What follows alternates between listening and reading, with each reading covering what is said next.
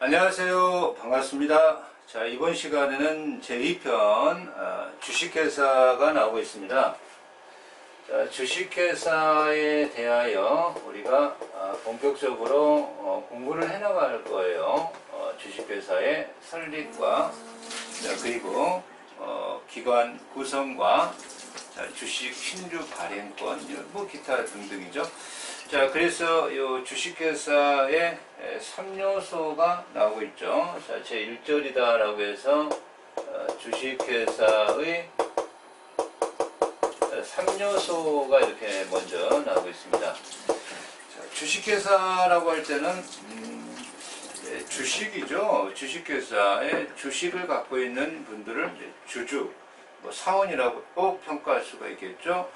그러한 주식이라고 하는 개념으로 이제 회사가 운영되는데 자본금이라고 하는 개념이 등장하죠.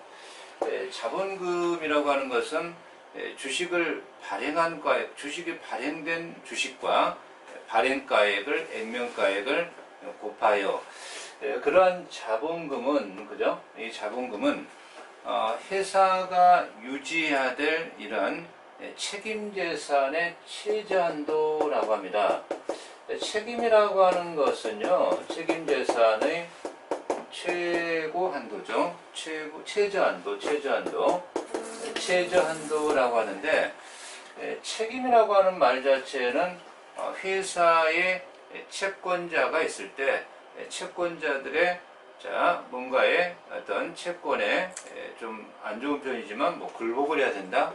복종을 해야 된다, 변제할 책임이 있다, 이런 것을 이제 책임이라고 합니다.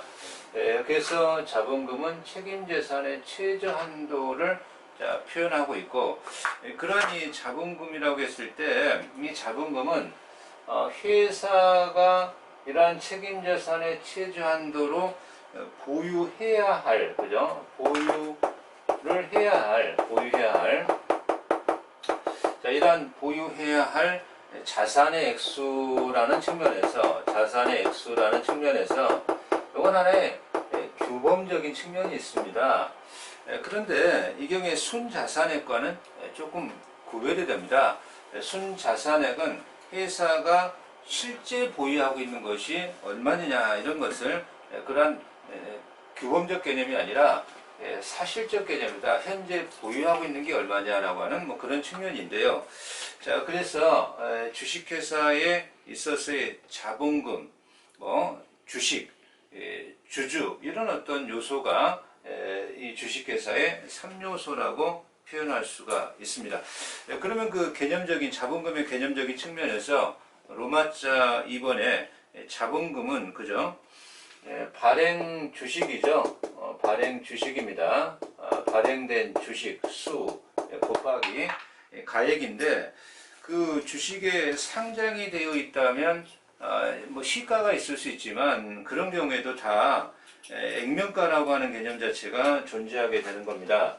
그래서 발행 주식수에 액면가를 곱하게 되면 이 경우에 있어서 자본금 이렇게 표현할 수가 있게 되는 겁니다. 그런데 액면이란 어떤 주식이 발행도 가능하지만 무액면 주식도 발행할 수가 있습니다. 그러면 액면 주식이 아니라 액면가가 없겠죠. 무액면이니까. 그럼 무액면 주식이다라고 하게 됐을 때요, 자본금 개념은 어떤 것이냐라는 것이 문제가 되는데, 무액면 주식의 경우에는 자본금으로 계상하기로 한 금액, 이것을 표현한다라는 것을 좀 주의 깊게 기억하시면 되겠습니다. 그래서 이러한 어떤 자본금에 관한 입법주의가 나오고 있죠. 그죠? 입법주의가 나오는데, 그러면 이제 요 회사가 설립 당시, 그죠? 얼만큼 주식을 발행하겠다라고 했을 때 그러한 주식을 모두 발행하는, 그죠? 자, 그것을 모두 발행했다라고 해서 확정 자본주의, 이렇게 표현합니다. 그러한 주식을 모두 발행하고, 그러나 발행 주식은 정관에 기재하고 일정 부분만 발행하고 나머지는 이사회 결의에 따라서 이러한 주식을 발행할 탄력을 두고 있는 거죠. 자본금의 확충적 측면에서. 자, 그런 주의를 수권, 자본주의, 자, 이렇게 평가하게 됩니다. 확정자본주의를 취할 거냐, 수권자본주의를 취할 거냐. 이거는 이제 좀 자본에 있어서 탄성을 부여하고 있죠. 자본의 기초가 좀 약할 소지가 있어요. 수권자본제도는. 자, 일단 우리나라는 이 수권자본제도를 취하고 있습니다. 수권자본제도를 취하고 있다. 이렇게 말씀을 드릴 수 있겠습니다. 즉, 우리 상법은 정관의 총 발행 애정 주식이죠. 그죠? 발행 애정 주식, 애정할 주식의 총수를 정관에 기재하는 거예요. 그죠? 자, 그리고 나서 일정 부분을 발행하게 됩니다. 자, 이 일정 부분 발행하고, 자, 미발행 주식이죠. 미발행 주식은 이사의 결의에 맡기는 거예요. 이사의 결의만으로도 이사의 결의에 맡기는 이것을 수권자본제도다. 일단 우리는 수권자본제도를 취하고 있는데, 이 자본이라고 하는 것 자체가 자체에 원칙이 세 가지가 있습니다. 세 가지가 있는데, 여기에서는 원칙 처음에 자본 확정의 원칙, 그죠? 자본 확정의 원칙이라고 하는 것은 뭐 회사가 설립할 때 주식을 전부 발행하는 거죠. 일단 그러면 우리는 자본 확정의 원칙은 수권자본주의를 취하고 있으니까 채택하고 있지 않다. 이렇게 말할 수 있고, 자본 유지의 원칙이라고 하는 것은 그 자본 책임재산의 최저한도를 유지해라. 이건 취하고 있다라는 거죠. 취하고 있다. 그리고 자본의 불변의 원칙이다라고 하는데, 요거는 이제 자본의 감소에서는 취하고 있지만 증가에서는 이사의 결의만으로도 증가할 수가 있기 때문에 자본 불변의 원칙도 반만 지키고 있단 말이죠. 그죠? 자, 그래서 일단 세 가지 주의가 있는데, 그 세 가지 주의 중에 1번이 정관의 자본금 총액을 기재하고 전부 발행하는 거죠. 전부 인수가 확정돼야 된다는 거죠. 자, 또한 자본 유지 원칙이라고 하는 것은 회사가 존속 중에 언제나 기업의 유지와 회사 채권자 장래 주식 실질 보호를 위해서 회사의 자본금에 상당하는 재산을 확보해라. 이건 취하고 있다는 겁니다. 그럼 자본 불변의 원칙이다라고 하는 것은 채택하고 있느냐? 우리 상법이 자본의 상원칙이 이런 게 있는데 이것 중에 어느 걸 채택하고 있느냐의 문제잖아요. 그죠? 자, 그래서 자본 불변의 원칙은 자본금에 있어서의 변경을 위해서, 자본 변경을 위해서는 엄격한 절차를 요구하는 것을 자본 불변의 원칙이다. 이렇게 평가하고 있습니다만, 우리 이 상법에 있어서 자본 불변의 원칙은 불완전하다. 이렇게 표현할 수밖에 없는 거죠. 그죠? 자본의 감소를 위해서는, 자본은 감소합니다. 감소를 위해서는 굉장히 엄격한 절차를 요구하고 있습니다. 자, 주주총회의 특별결의, 주주총회는 특별결의, 보통결의, 특별결의, 특수결의 이렇게 있어요. 세 가지 종류가 있는데, 자, 그리고 이 경우에 채권자 보호 절차죠. 채권자 보호 절차, 채권자의 보호라고만 쓸게요. 자, 이런 어떤 엄격한 절차를 요구하고 있는데, 자본의 증가에 대해서는 이사의 결의만으로도 가능하다라고 하는 겁니다.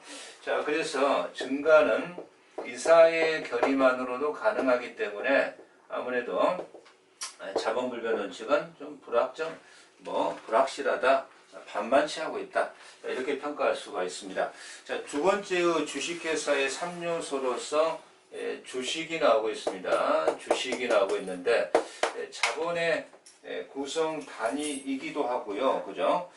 자본금의 구성 단위이기도 하고요. 그죠? 자, 그리고 주주가 갖는 이러한 지분의 기본 단위, 지분 단위, 이것을 갖다가 우리가 주식, 자, 이렇게 표현하게 되는 겁니다. 그러면 이 주식이다라고 했을 때, 주식은 균등한 단위로 분할이 되어 있어야 되고요. 그리고 주주 평등의 원칙이 존재하는데 주주 평등의 원칙은요 절대적 평등의 원칙이 아니라 주식의 비례수에 비례하는 평등이에요. 자, 그래서 그 주주 평등의 원칙은 주식 수에 비례한 평등의 원칙은 어떠한 법 규정이나 정관으로도 차별할 수 없는, 폐지할 수 없는 원칙이다. 자, 이렇게 표현합니다. 또한 주주라고 했을 때 주주는 출자 가액 한도입니다. 회사의 채권자의 출자 가액의 한도 내에서 책임을 지니까 이것을 유한 책임 이렇게 표현합니다. 유한 책임. 이런 어떤 논리로 회사가 운영이 되고 있다는 거죠. 주식의 자본금, 주식을 기본으로 한 자본금과 그죠? 자, 그리고 주식을 가지고 주주가 출자 가액 한도 내에서 유한 책임을 지겠다라고 하니까 뭐 돈을 투자하는 거죠. 주식을 인수하는 거죠. 그래서 회사를 설립하고 회사가 돌아가게 된다. 이렇게 해서 주식회사의 3요소라고 표현할 수가 있는데 다만 이 주주의 유한 책임에 예외가 좀 등장하게 됩니다. 이 예외가 등장할 수가 있는데요. 아무래도 이 예외라고 하는 것은 회사가 분할을 합니다. 뭐 회사의 분할이라고 하는 것은 이제 뒤에 나오겠습니다만 회사가 뭐 M&A 같은 것을 하기 위해서 등치를 좀 줄일 필요가 있는 그런 경우 수도 있고요. 그런 경우에 분할이 이루어지고 주식의 교환이나 또 이런 경우에 그 임의 규정이기 때문에 주주의 동의가 있다면 출자 가액 한도를 넘어서는 그러한 책임을 부담할 수가 있습니다. 자, 그렇다면 유한 책임에 예외가 등장한다. 그렇게 평가하는 거죠. 또한 첫 번째 예외가 그러니까 분할, 그죠? 주식에 있어서 자 교환, 이전 뭐 이런 경우가 등장하게 되겠고요. 두 번째가 이 경우에 유한회사, 주식회사에서 자 유한회사로 그죠? 유한회사로 이렇게 조직을 변경할 수가 있어요. 조직 변경은 굉장히 좀 뒤에 나옵니다. 조직 변경은 하나의 구조조정 측면에서 조직 변경이 이제 나오게 되는데 주식회사가 유한회사로 이 조직 변경을 할 때 그죠? 주식회사에 현존하던 순자산액이 유한회사의 자본금의 총액에 부족하게 되면 조직 변경 결의 당시의 주주들은 이사와 함께 회사에 대하여 연대하여 부족액을 메꿔놓아줘야 됩니다. 그러면 유한 책임에 대한 예외가 등장할 수밖에 없는 거죠. 그죠? 그리고 주식에 대하여 통모, 인수인의 책임 같은 것들이 등장하게 되는데 이런 것들도 유한 책임의 예외적인 측면이라는 것을 자, 기억하시면 되겠습니다. 자, 그래서 주식회사에 있어서 이러한 유한 책임의 예외 등장했고요. 과연 이제 1인회사라고 하는 개념이 등장하고 있습니다. 자, 1인회사라고 했을 때 우리가 이 1인회사는 그죠? 1인회사는 뭐 1인이 이제 회사를 이 경우에 그 사원이 됐을 때 회사에 있어서의 청산, 소멸 사유가 되느냐, 유지 사유가 되느냐 이런 것들을 얘기하고 있는데요. 사원이 1인밖에 없는데 회사가 유지될 거냐 이런 어떤 측면을 1인회사라고 하는데 한 명, 그죠? 한 명, 합자. 자, 개념 자체가 뭡니까? 합이죠, 합, 그죠? 자, 그러면 한 명과 합자는 1인회사가 인정될 수가 없는 거예요. 개념적인 측면에서요. 자, 그래서 교재에서도 1인회사 인정 여부에 대해서 한 명회사, 합자회사는 자, 합이라는 자가 있다는 얘기는 2인 이상의 사원이 필요하다는 얘기잖아요. 그죠?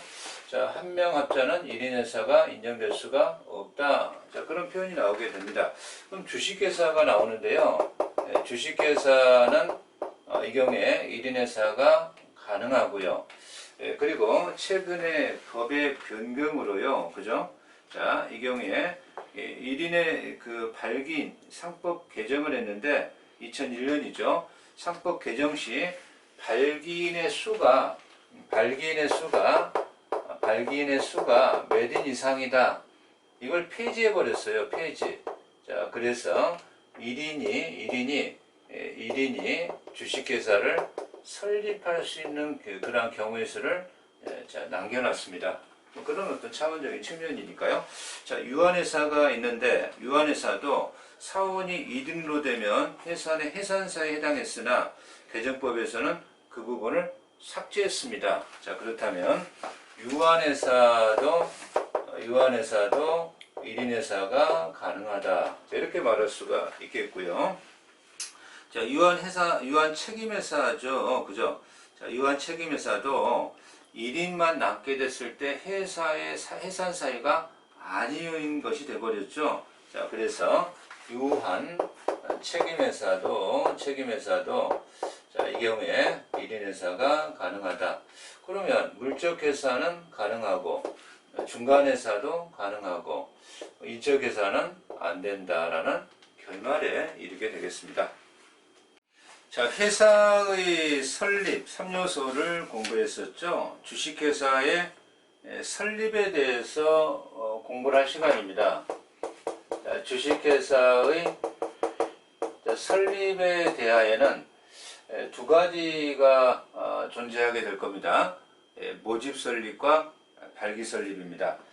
그래서 일단 우리가 모집 설립을 먼저 공부한 다음에 발기 설립을 공부하게 될 겁니다. 회사를 설립하자라는 일정한 공동의 목적을 가지고요. 자, 2인 이상이 계약을 체결하게 됩니다. 그게 민법상의 조합계약이에요. 그러면 발기인 조합계약을 체결하게 됩니다. 그러면 일단 발기인이 존재한다라고 표현할 수가 있겠는데요. 요 발기인이 있을 때, 요 발기인이 일단 회사에 있어서의 실제 형성 과정을 밟게 됩니다. 자, 그게 실제 형성 과정의 첫 번째로서 정관을 작성하게 됩니다. 정관을 작성하게 되고, 그 다음에 구체적으로 주식 발행사항을 결정하게 됩니다. 주식 발행사항의 결정, 그죠? 결정을 하게 되고, 그리고 나서 주식을 인수하게 되는데요. 주식의 인수에 대해서 모집 설립의 경우에는요, 이 경우에 주식을 인수할 때 발기인이 일부를 인수하게 됩니다. 일부를 인수하게 되는 거예요. 자, 일부를 인수하게 되면 일부 인수, 그죠?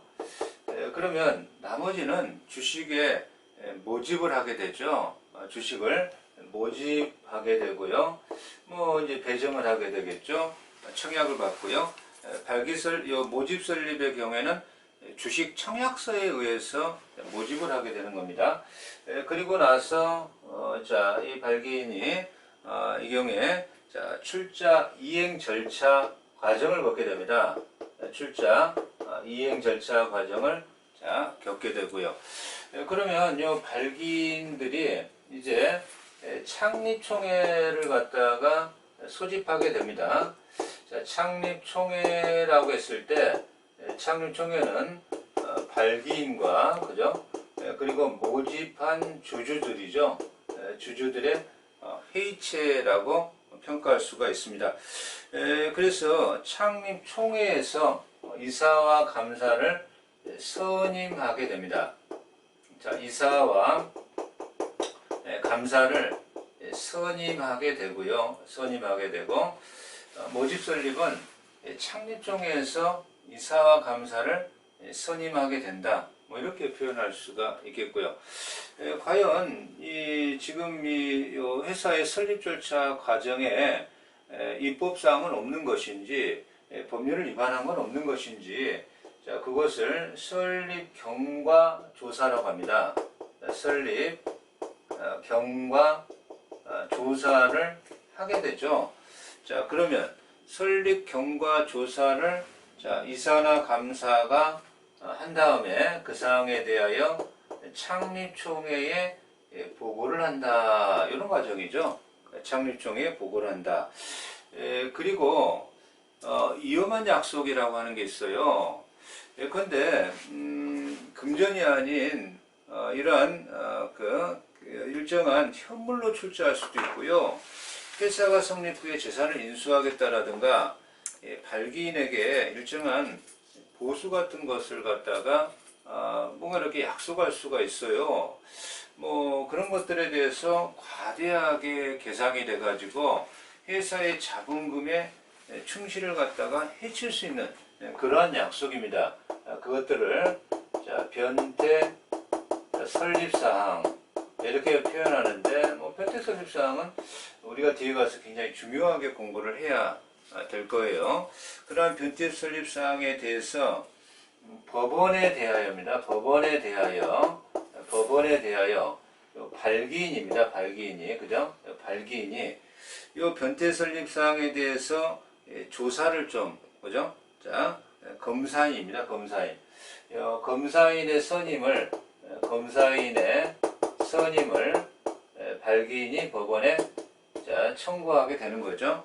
자, 그러면 이 검사인의 선임이 되고 나서 검사인이, 법원이 선임한 검사인이죠.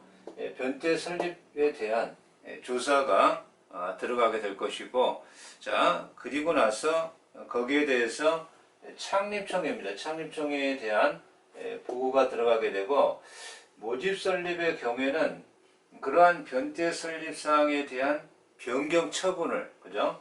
변경 처분을 창립총회가 하게 됩니다. 창립총회가 변경 처분할 수가 있다. 자, 이렇게 모집 설립은 그 절차 과정이 진행이 되게 되는 것이고요.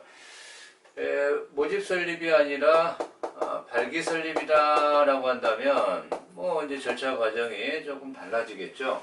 자, 발기인이 존재하겠죠, 그죠? 발기인이 존재합니다. 자, 네 가지는 좀 동일하게 흘러가게 될 겁니다.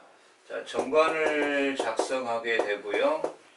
자, 그리고 주식 발행사항을 결정하게 됩니다. 발행사항을 결정하게 되고요. 그죠? 자, 세 번째가 주식을 인수하게 되는데 모집 설립이 아니니까 여기에서 좀 달라지겠죠. 주식 인수는 발기인이 모두, 그죠? 전부를 인수하게 되는 거예요. 아까 이 모집 설립은 발기인이 일부를 인수했잖아요. 그죠? 일부를 인수했습니다. 전부를 인수하게 되고, 그리고 출자, 이행 절차 과정을 거치게 됩니다. 그리고 나서 창립총회가 아니라 발기인총회죠. 발기인총회. 발기인총회가 구성이 되게 될 것이고요. 이 발기인총회에서 이사감사를 선임하게 될 겁니다. 이사감사를 선임하게 되고요. 발기인총회에서 이사감사를 선임하게 되면 요 이사감사가 설립 경과를 조사하게 되겠죠.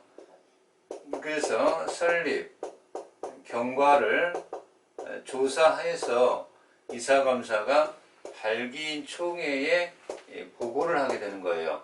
발기인총회. 아까 이사감사가 모집 설립은 창립총회에 보고했죠. 자, 그 점이 좀 차이가 있는 것이고요. 자, 이사입니다. 이사가 법원입니다. 법원에 검사인의 선임을 청구한다. 자, 물론 이 변태 설립 사항이었죠. 그죠? 변태 설립 사항에 대한 검사를 위해서 검사인의 선임을 청구하게 되는 거죠.